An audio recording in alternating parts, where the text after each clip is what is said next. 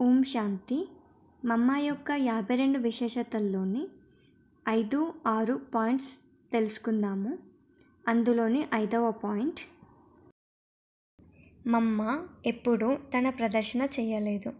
వారు చాలా సేవ చేసేవారు, కానీ నేనింత సేవ చేశానని మమ్మ నోటితో ఎప్పుడూ చెప్పలేదు.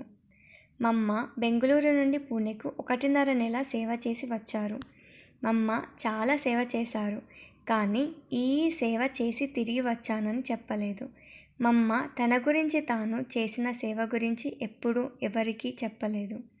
ఎంత త్యాగిగా ఉండేవారో అంతనే వైరాగిగా ఉండేవారు, మరియు అంతనే తపస్విగా ఉండేవారు. 6వ పాయింట్, మమ్మ బాబాను ఎప్పుడూ సాధారణంగా భావించలేదు.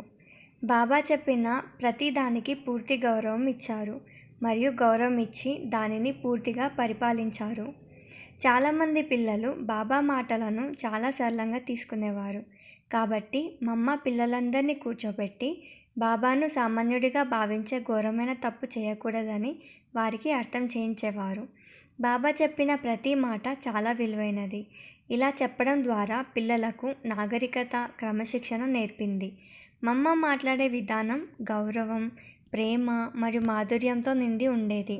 మమ్మ పిల్లలకు ఆచారాలు, సంప్రదాయాలు, నాగరికత, సంస్కృతి నేర్పి వారిని యోగ్యులుగా తీర్చిదిద్ది తల్లిగా పిల్లలను మన గుణాలతో అలంకరించి తండ్రి ముందుకు నిలబెట్టేది. ఓం శాంతి.